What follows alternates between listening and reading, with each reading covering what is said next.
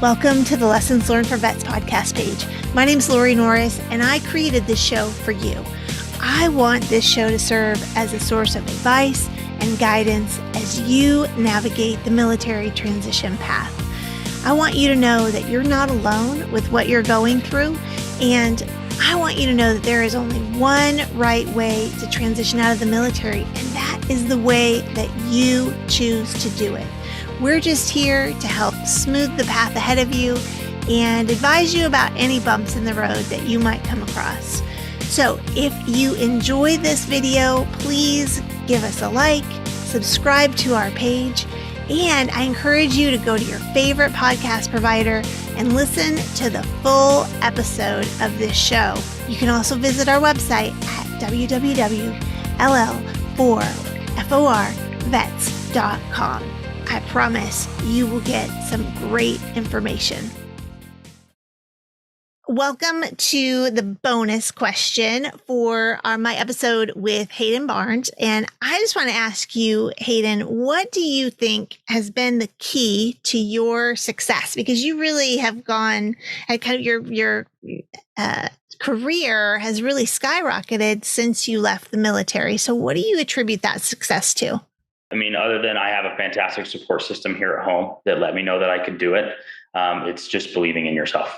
And that might seem super, super cheesy. I'm sure a lot of people are like, yeah, everybody tells me that. I've been hearing that since I was 6, believe in yourself and you can achieve anything. But it's really true. We spoke earlier in the podcast about that imposter syndrome. Just do the best you can to eliminate it early.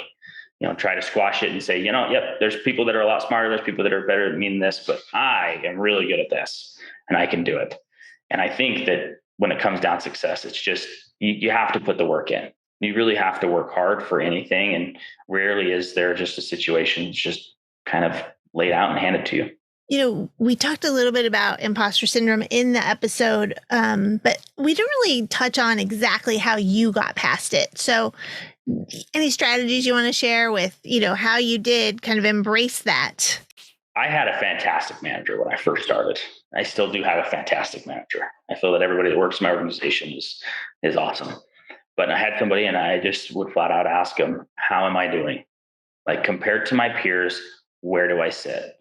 And if he says you are sitting at the exact same level as everybody else and they've been here for 2, 3, 4, 5 years, well, then it kind of set in with me. I said, you know what? I'm actually doing pretty dang good then.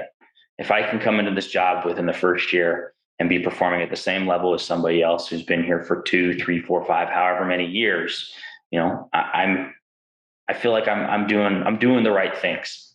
I'm moving forward. I'm researching, I'm reading, I'm connecting, and I've got a good plan going forward on your career. And I think with the answer to kind of your key to success and the answer to dealing with imposter syndrome, like the biggest thing has been giving yourself credit for your wins, right? Giving yourself credit for what you do well. And a lot of veterans that I meet are hesitant to do that because they feel like it's bragging, it's being arrogant, it's focusing too much on yourself, where you're very used to the we in the military. Now you have to kind of move to the me, right? So what would you say to that person that says, oh, he's being very arrogant and bragging about himself?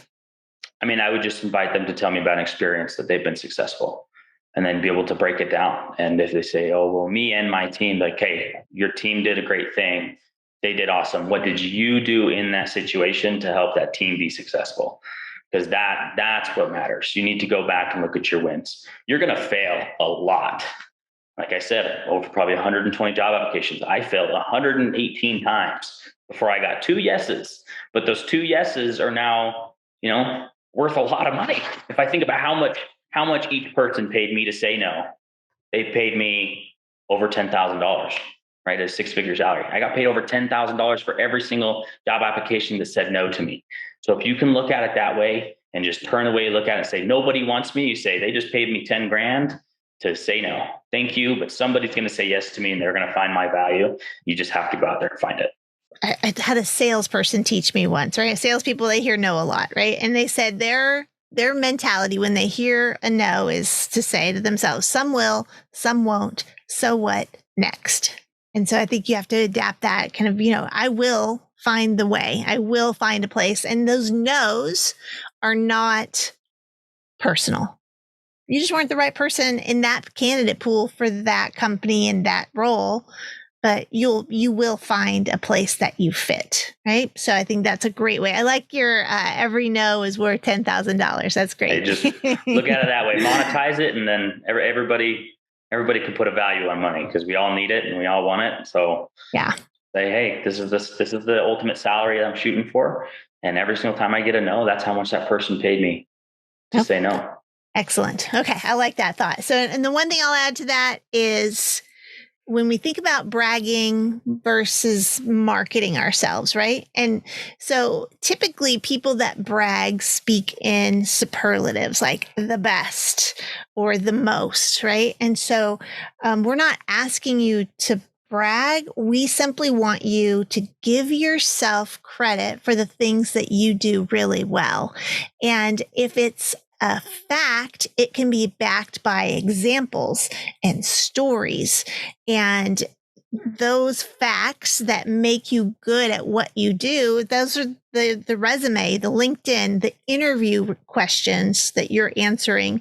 Those are your facts that support your value and what you do really well. It's not bragging. You're simply stating the fact of what makes you worth the money, the salary that organization is going to pay you. Yeah, absolutely. I think you have to always make sure that it can be measured. Those facts need to be able to be measured. It's not, I was the best in my squad. How?